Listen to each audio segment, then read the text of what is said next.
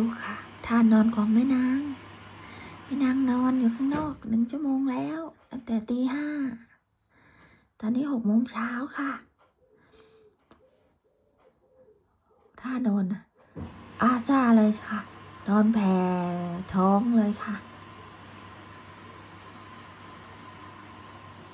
คนสวยนอนอยู่สวนนะคะ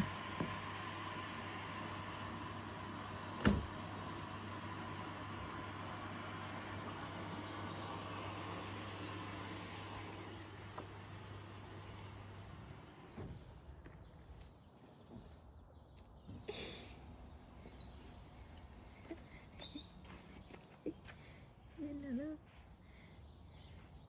เย็นสบายเลยค่ะ